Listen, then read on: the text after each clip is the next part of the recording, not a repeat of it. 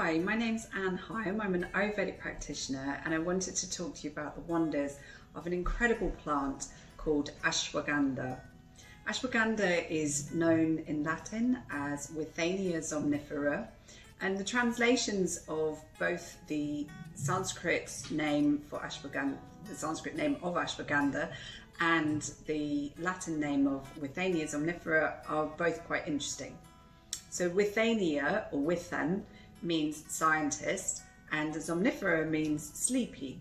So we've got kind of the sleepy scientist, or the idea that the scientist has a brain that is maybe very active and maybe getting a little extra attention to become sleepy might be helpful.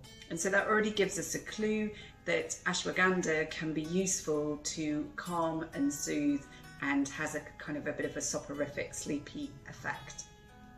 From the Sanskrit, however, we've got Ashwagandha, and Ashwa meaning horse and Gandha meaning smell, so it smells like a horse.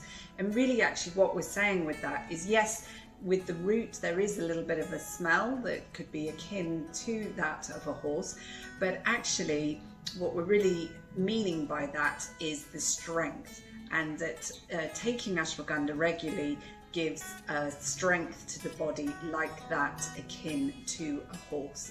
And this is to both men and women. So it's a really strengthening tonic type herb, and one that we can use when we very much have become depleted, when we're worn out, when we're tired, and we need some kind of boost. So from an Ayurvedic perspective, ashwagandha is considered to be a rasayana. So rasayana is a rejuvenator, and in kind of modern terminology we can also refer to ashwagandha as being an adaptogen. So that is a plant material that can help us adapt to the negative effects of stress. So a stressor comes along, and then this gives us the added extra edge and capacity to be able to process any negative effects that might occur, but also to give us the resilience so that maybe we don't even set down that route of a negative stress cascade. So I thought I would introduce you to the plant, and here is a lovely specimen that I grew myself. So last year I had some seeds and I grew this plant, or I grew many plants, and most of them I didn't manage to care very well for over the winter, but this one I did manage to help get it through the winter, and it's still surviving beautifully this year. I've potted it on into a bigger pot and will pot it on again further. Now I live in the UK, and ashwagandha is normally a plant that grows in dry tropical regions, so more like India, Pakistan, Africa, places like that. But it can grow in temperate climates like here in the UK. It just needs a bit of special attention and needs to be predominantly under glass. So I've had it under glass nearly all year. It's June now, beginning to get a bit warmer here, and I might think in the next few days of maybe putting it out some days during when it's lovely and hot and sunny, and then maybe put it away at night. Depends how much time and energy I can expend on it. But it's growing really well, and it's got the flowers that are just appearing here, and from these flowers it will then produce some little fruits, and the fruits will begin green, then they will turn red, and then they will produce a seed. And that seed then can be saved and then used again the next year. So here, down here, I did that. I saved some seed from last year, and then I threw it all into this pot because I didn't have very much time the day I was doing it. And it's produced all this incredible growth, all these lovely individual plants that I'm going to separate soon and plant them on individually in their own individual pots, and then we'll grow them on from there. And then with ashwagandha, normally it's the second year of growth that then the roots can be harvested. Now this pot's a little bit small, as I was saying, probably I need a bigger depth, something like that, and then maybe I might get some roots that I can actually harvest the end of this year. How potent they'll actually be, I don't know, because at the end of the day, it's not really its natural climate that it would grow in. But let's assume you live in one of those climates, you maybe have got your own roots, or if not, then you can of course buy ashwagandha from reputable sources. I would suggest always looking for organic if you can. And here we go. This is the root that has been dried and powdered, and I've got that stored here in an airtight jar, and I keep it in a dark place. And then I thought I would share with you some ways in which it can be used. So one of the great things, kind of almost its USP that it can be used for, is for anxiety, for calming and soothing the nervous system, kind of that feeling of agitation, that feeling of nervousness, that feeling of being on edge. Ashwagandha can be really great at helping settle that and calm those nervous feelings. And the way that we can do this is we can make a drink out of it. So we can take half a teaspoon of ashwagandha and we can add some milk to it, either dairy in the form of organic, preferably non-homogenized. Even another step, you might even go raw, but anyway, the best milk that's available to you and you can get hold of. And if you don't have dairy milk, no problem at all. You can also use a nut milk instead. What is important though is to have some kind of fats, and the reason for that is that it helps with the absorption and the uptake of the specific properties in ashwagandha. So in Ayurveda, in the text where it covers how to use it as what we refer to as a rasayana, so this is a rejuvenator, it's recommended as an anupan with milk, with ghee, also with honey and with water too. But in this case, in talking about anxiety, then we want to really calm, and what we're really calming is excess vata.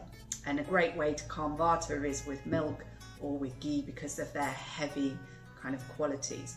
Now, ashwagandha in its own right, it has the tastes of what we call madhura, so sweet, kashaya, astringent, thiktha, and bitter. So it's predominantly astringent and bitter, but it does have a little sweetness with it as well. And its post-digestive effect is that of sweet, and it's naturally heating. So the naturally heating property of the ashwagandha is then kind of evened out with the milk and with the ghee. So you get this lovely merging of properties there. So we can put these three ingredients into a saucepan and we can cook them simmer them for about 5-ish minutes, just get everything a bit activated, get it nice and hot, and then you can take it off and enjoy that as a drink. If you didn't want to add the ghee, no problem at all. You can leave that out and then just enjoy it with milk. Now, if you suffer from sleeplessness and you particularly have that anxiety in the evening and you just want something just to steady things, then a beautiful thing to do is to take this and add to it a little bit of ground nutmeg. So just a small pinch of ground nutmeg. If you've got the whole nutmeg, you can just grate it, a few grates of the nutmeg or a little pinch of the ready ground stuff, and put it in there and then enjoy that as a drink before bed, and that can really help to soothe and calm. So that's how we can use it for anxiety. Another way we can use ashwagandha is for iron. So ashwagandha itself has a good level of iron content, and it's in kind of that structure that the body can take advantage of and absorb. Now we can make a special drink where we further enhance that by adding something called molasses. So molasses, this lovely gloopy brown thick stuff, is packed with minerals, particularly iron, quite high iron content in there. So we get that, it's a byproduct of the manufacture of sugar. So the white sugar that we get, all of the great vitamins and minerals and things that naturally occur in sugar get taken out, and then you can get this stuff. which is kind of good and bad at the same time. But in this sense, it's useful here for what we are using it for. So again, we can take half a teaspoon of ashwagandha, we can take half a teaspoon of molasses, and then we can add to it some milk. Again, either the organic full fat milk, or if you're not having that, then a nut milk. Both will work brilliantly. And you can have that as like a daily tonic. So you can drink that every morning to support low iron if there's a tendency towards that. Or to be honest, just as a kind of health tonic, particularly say for menstruating women who have that blood loss every month, and maybe they've got a good diet, but just still to maintain those levels, it's great for. And that brings me on, segues nicely to the third thing that we can use ashwagandha for, and that's really for sexual vitality and for strength and stamina, bodily stamina. So it has this specific propensity to be able to help boost testosterone and to work with estrogen as well in the body. So a great tonic for men and for women. We can have it as a drink again. So combining the half a teaspoon of ashwagandha, going to combine it with, again, half a teaspoon of ghee, as we did in the anxiety kind of drink. And then we're going to add to it milk again, either organic dairy or nut milk. So we're going to put those in the pan again, bring them to a simmer them for about 5 minutes, this time we're going to take it off the heat and we're going to let it cool. And we're going to let it cool to about sort of room temperature, because then we're going to add something else that's in addition with this anupan idea, and it is this time honey. So we're going to put half a teaspoon of honey into there once it's cooled. We don't like to cook with honey. You probably heard me talk about this before. In Ayurveda, we see that it really denatures the properties of the honey and destroys them, as well as there's an idea that it actually creates a toxicity with the honey. But any which way, we tend just not to heat it. So adding it to this kind of warm drink then will help it dissolve, help it amalgamate in there, and then we can enjoy it as this lovely drink. And we can use that as a tonic. First thing in the morning, we can drink that. And that's a great thing too. We can drink that for quite a while as this kind of rasayana effect. Now in Ayurveda with rasayana, normally what we do is we like to prepare the body in a way for it first. So we like to sort the digestive system out. We like to bring as much balance and harmony to the body in general as we can, balance within the doshas. We tend to clear any metabolic waste, any armor out from the system, and then we tend to use rasayanas. But sometimes when anxiety particularly is up or whatever, just to kind of get something already into the system, then we can just use ashwagandha in this way. So that tells you all about ashwagandha and the different things that you can do with it. I hope you found that useful. I hope you maybe like to try some of these recipes here. I must add though that it's not necessarily for everybody.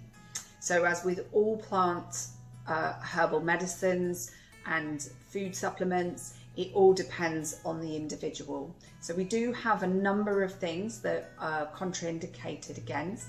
One of the properties that I didn't really talk about with ashwagandha is its ability to support the thyroid.